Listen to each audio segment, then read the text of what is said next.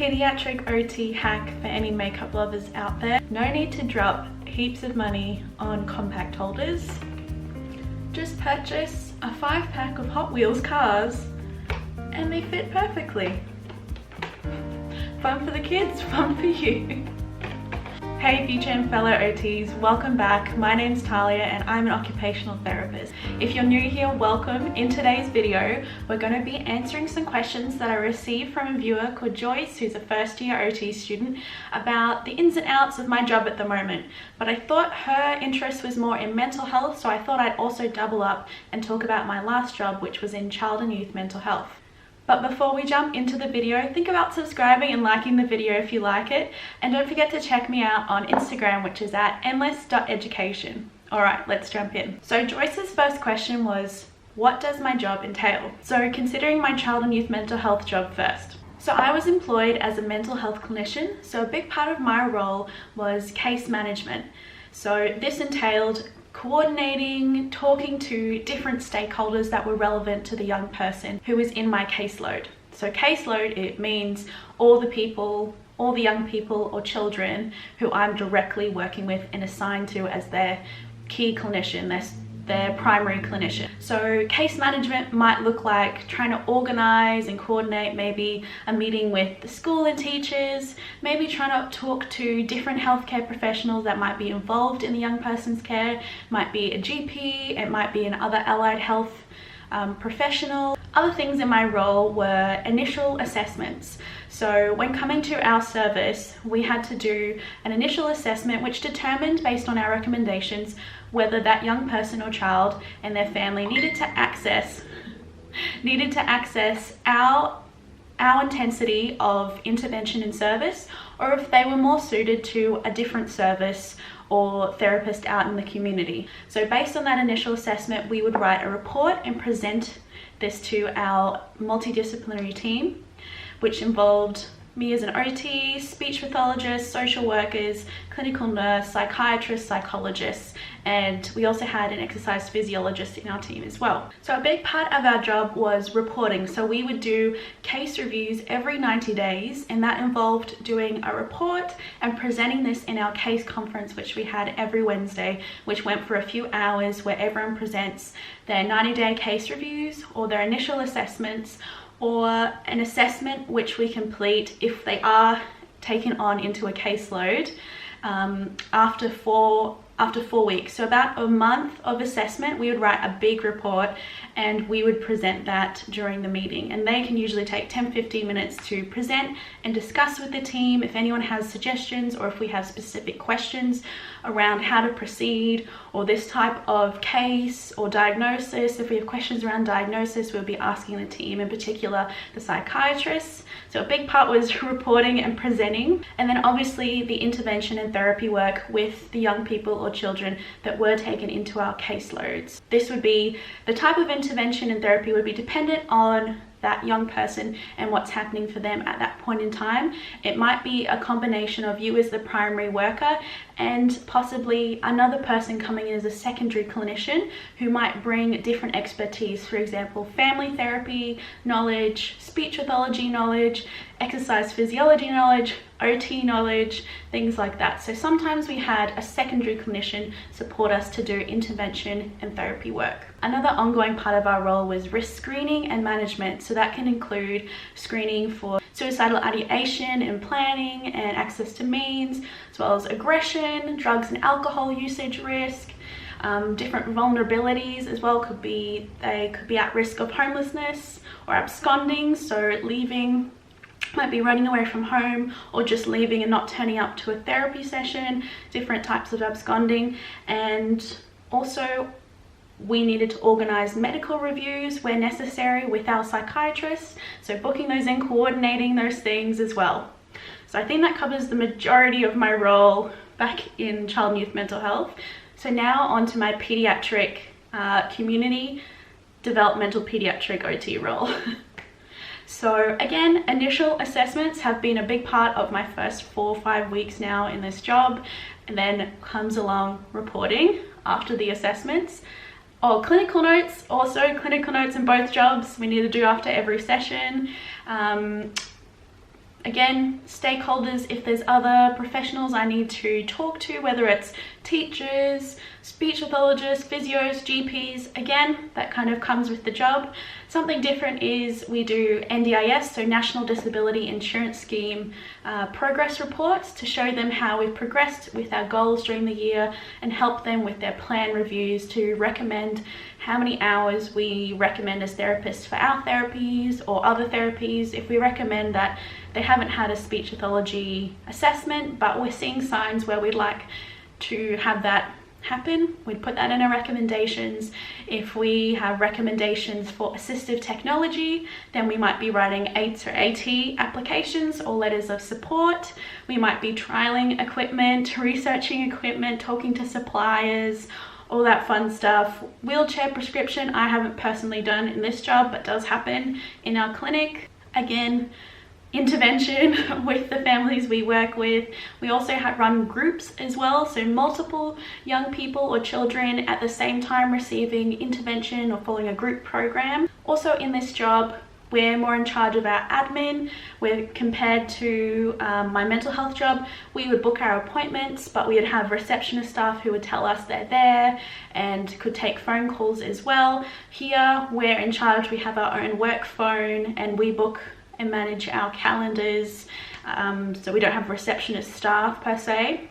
I also do a lot more, well, I do travel in this role as well, so I do a lot of outreach, traveling to home appointments, school appointments, observations at schools or daycares as well, where that wasn't a big occurrence in my mental health job. Sometimes we would travel to stakeholder meetings, sometimes we'd do school observations, but not very often. That was something that I would get called in on as a secondary clinician in the mental health role, where they needed an OT's opinion for a school observation. We just kind of can have a really helpful eye when looking at the school environment. We have that understanding of sensory processing. We know how important motivation, engagement are as well, and we can look at the social aspects. We're just probably one of the best professions to go and help with school observations as well.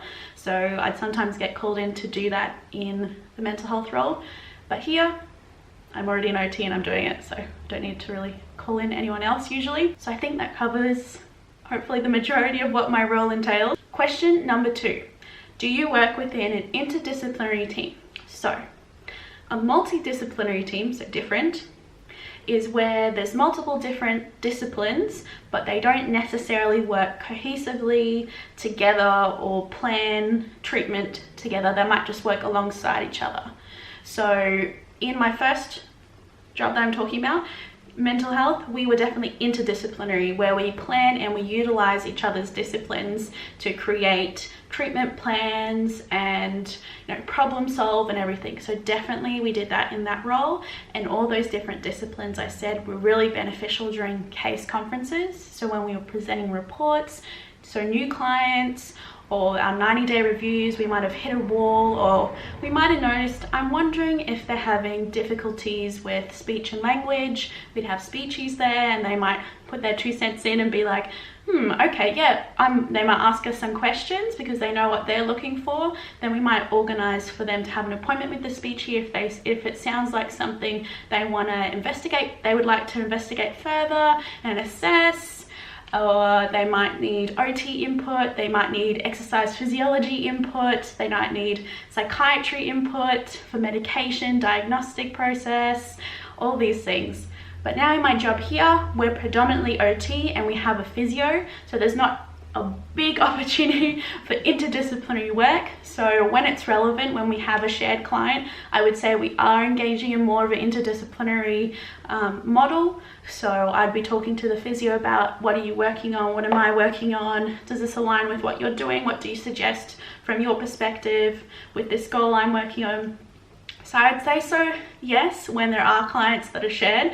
Otherwise, as we are predominantly just OT, there's not a big opportunity for that at the moment, but definitely in my mental health role. So Joyce asks, number 3, what tips do you have on developing questions that provide information you specifically wish to know but may not want to ask directly?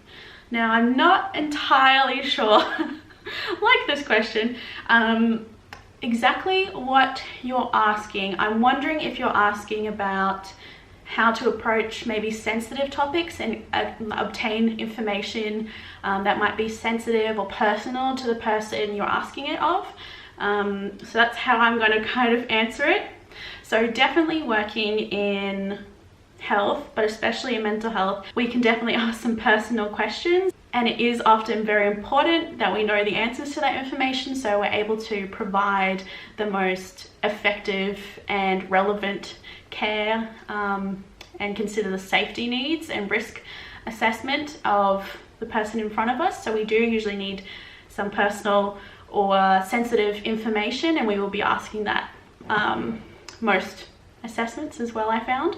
So I remember one of my first assessments that I sat in on when I was first starting the child and youth mental health job. So I was kind of shadowing another clinician. I was observing how she did initial assessment. So we've never met this family or this young person before, or child. This is the first time, so we really need to gather all the basic information. Where's their mental state at the moment? Where's their level of risk at the moment? All these sorts of things. And for older kids, well, young people, so I'd start saying like teens and up, we would be asking things. She asked it really kind of frank, and I felt like it kind of took some of the, I don't know, awkwardness away in some ways. I think I still pick who I say this to in this manner. I still need to gather this type of information when I was doing those assessments, but it depends on like the rapport you have, so that kind of trust and relationship you've built in the time that you've spent with this young person. It also depends on their age, chronological and developmental. So you can be 15, but your developmental age might be younger as well. So just thinking about what's developmentally appropriate to be asking as well, and the way you ask, considering language and speech needs as well. So the way she would ask about sexual activity, substance use, was, okay, so I've got 3 things to ask. You can choose what order to answer them in: sex, drugs, and rock and roll. So, and then they'll choose one they want to answer first. So sexual activity, substance use. So then you'd go into more about, so what, how often, have you tried anything else, things like that. So there's more questions you'd go. And then rock and roll, I felt like it was just a really great way of kind of lightening the mood, because it sounds kind of a bit playful. Rock and roll, what do you mean?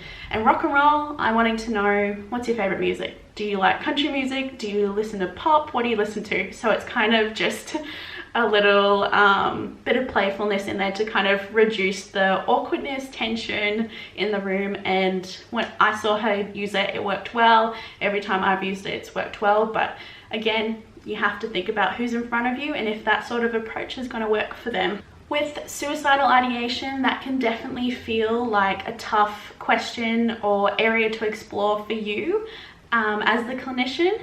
And we know based on research that asking someone if they're thinking about hurting themselves, killing themselves, is not actually going to increase the likelihood or put those thoughts in their mind. And I feel like that's something especially newer clinicians to mental health or new grads in general can be fearful of, is I don't want to ask them that. What if they weren't even thinking about that? And then I've started to make them think about that. So we know that's not true.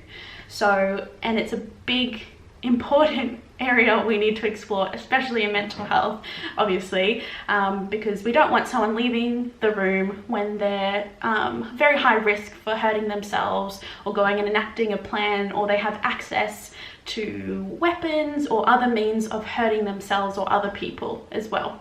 So it's really important we ask these questions, and I think half of it is our own worry and our own internalized feelings around asking these types of questions. So a big part of it is going to be talking to yourself, what am I worried about?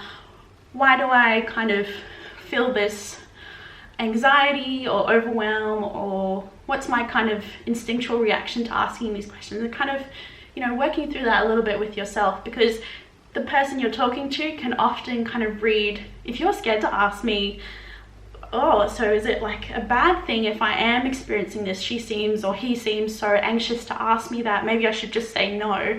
So we've got to think about how we're kind of portraying the questions we ask. So something else we would say for that, the last question I was saying before is like, you know, we're not the police. I'm not here to dob on you. It just gives us a better idea of what's influencing your health, your mental health at the moment, because we know those sorts of things can influence your mental health and your safety. So when it comes to suicidal ideation, I did a particular training course that really helped with different ways of asking and phrasing questions around suicidal ideation, planning and access to means, and history of attempts and things like that. So I won't go through all of the different types of questioning we were taught, but if you'd like to know more about that, I can make a separate video going through all the different types we were taught.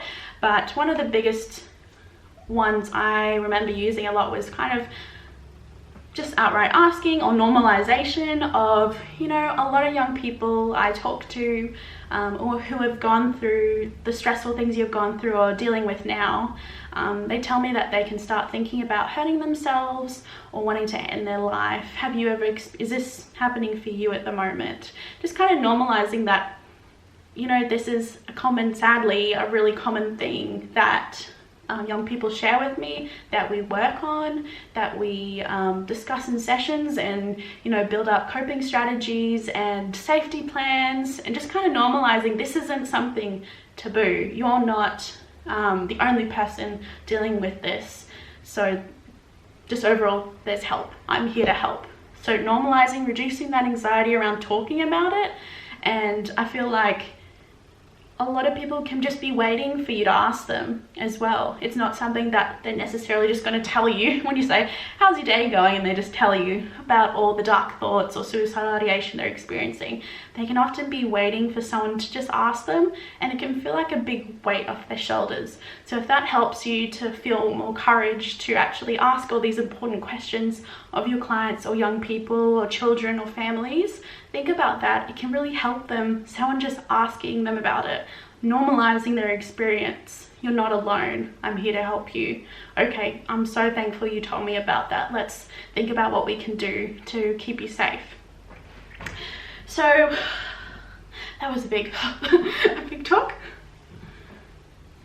Another tip would be prefacing the conversation. So at the start of maybe an initial assessment or a one-on-one with a parent, in my case, where I might be getting more of a developmental background, starting from how did you find out you're pregnant, like there's big questions that I can ask when I feel like it's needed.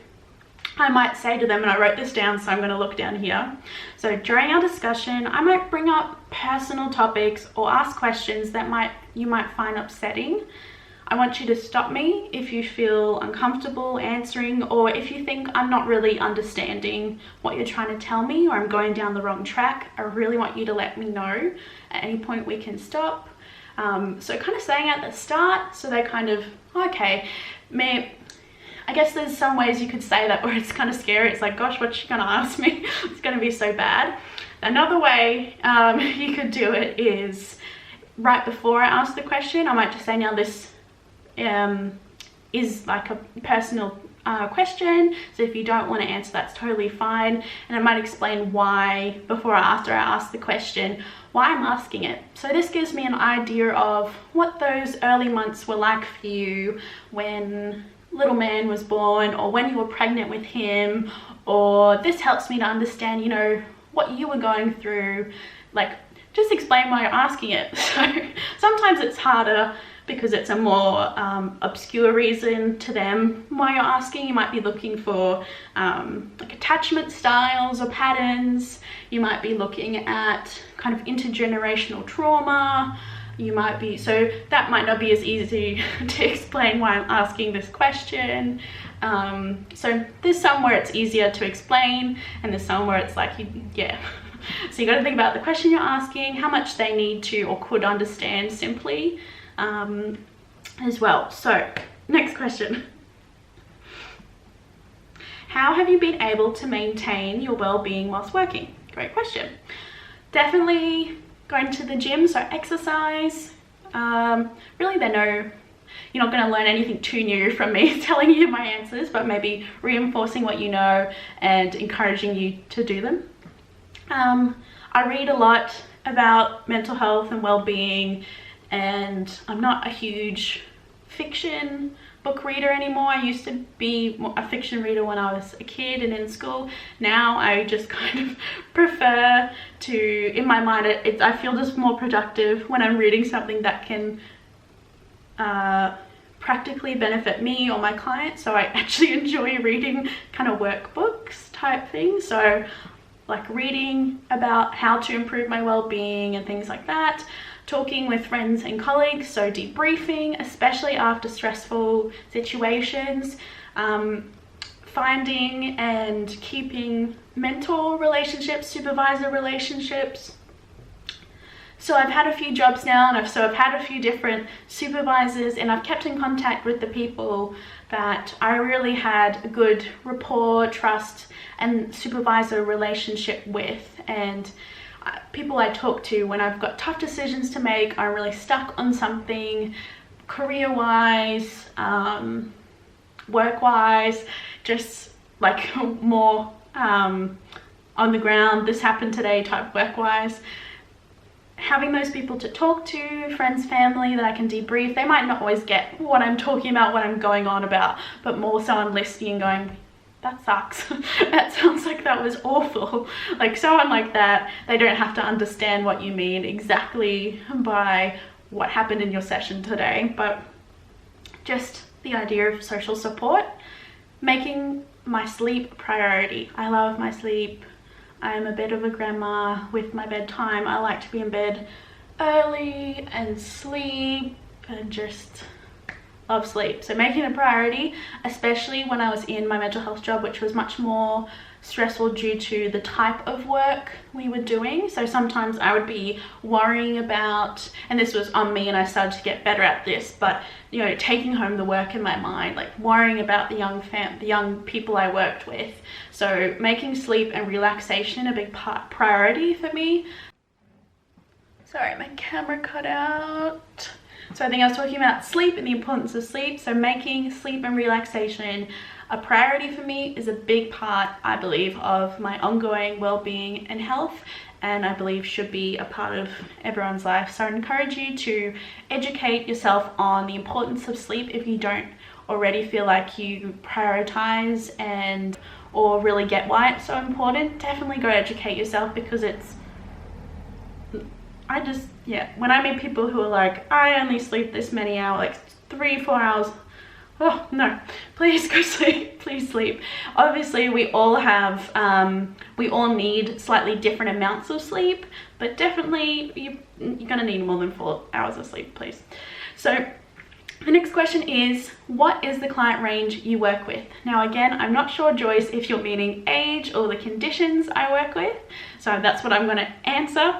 So mental health job was 5 to 18 years old, severe and complex mental health concerns, conditions. So it could be depression, severe anxiety, self-harm, suicidal ideation, OCD, so obsessive compulsive disorder, eating disorders, sometimes a client would also have autism spectrum disorder, or they might also have ADHD. There might be just more behavioral, non-specific diagnosis concerns, aggression, substance use, history of trauma, neglect. I think that early psychosis. That sounds like the main ones to me. So now in my just community generalist pediatric OT private practice land is probably 0 for me, 0 to 18, and potentially I'll meet or work with slightly older young adults. But at the moment the kids that are currently on my caseload are about 2 to 16, but it definitely, if needed, has that room to go further on either side. So the most common diagnosis I see, sometimes I'm seeing kids who are in the process of getting diagnosed, or they just don't have a diagnosis. So commonly we'll work with kids on the spectrum, so autism spectrum disorder, ADHD or ADD, ADHD, attention deficit hyperactivity sometimes disorder, sometimes without the hyperactivity, kids with low tone, developmental coordination disorder / dyspraxia, also for both speech and language disorders. So it might be expressive language delay, which is what we're saying, or receptive, which is what the language we're understanding. What else do I see? Hemiplegia, cerebral palsy, just a big mix. There's lots of things that can present in private practice land. Those are the ones that come to mind. There's probably heaps of others. Special syndromes, genetic conditions can pop up as well. Same in mental health. But those are the core developmental conditions that we see. And last one, number 6, how has telehealth been for you as an OT working in the mental health branch of OT? So telehealth, I don't think I'm the best person to ask about telehealth due to my personal situation during COVID, where I was self-isolating at home due to my own health vulnerabilities. So during my mental health role, which was during COVID, we were unable to do direct clinical work, so do sessions or anything with clients from our house, it's like from home, just in case we got into any situation where it was kind of risky to be on your own. So if they disclosed a big risk factor and I didn't have anyone like at work upstairs or downstairs to go for help, I was in my room by myself. They didn't want that to happen. So I only worked with one family through telehealth because I was working alongside another clinician who was helping with family work. So what happened was they were there in the clinic, telehealth, calling through like a tablet or laptop to the family, and then I was calling from my computer to them, and it was to the clinic, and then I was looking at my computer, looking at another computer, looking at the family. It was very clunky. I know there's other ways to do it, but that just for that situation, that was the only way we could do it. I realized you can like use Zoom and do other, like have multiple people in the call, but only certain software was approved for our service, so there was limitations. So that's really my only experience of telehealth personally. Obviously it's a lot harder for some kids. Some kids actually seem to flourish with the telehealth situation. They talk more, they're more compliant in sessions depending on what you're doing. But again, it can be harder, especially for kids or young people who have language delays or disorders. We do a lot of calls in the meantime before we were able to get video software, but it was overall much more difficult, and we were having to consider whether our service was the best service for each family at that point in time because of our limitations, because we weren't seeing anyone in person the last few months, and we didn't have video software for a really long time. So in some cases we supported them to discharge to other services that had those capabilities, because that young person or child and family really needed that intensity of intervention, which we weren't able to for that period of time a few months ago. So overall, it was really hard because we had to discharge some families, and it was hard to kind of, for some young people, read them over the phone. If they're not big talkers anyway, and there's a lot of risk, and they're not able to kind of talk about risk on the phone, they're much better in person. It was really stressful and hard, especially for clinicians with clients in those circumstances. At the moment, we're seeing everyone in person. Some clinicians are still doing telehealth because of distance, as well as some families just being more cautious at the moment, fair enough. So it's really client specific, but overall in the mental health, I think our team had overall a bit of a tough time. I'm not even sure what they're doing at the moment, if they're back to face or not. So that's just my brief experience with telehealth. So let me know down below what your experiences are and share them with everyone, because mine's very specific, and I'm sure there's heaps of other people out there who've had very different experiences. So that's today's video. I hope I answered your questions, Joyce. If anyone has follow-up questions, let me know down below. Thank you so much for watching. I really appreciate it. Consider liking the video and subscribing if you enjoyed it, and I'll see you in the next one. Bye guys.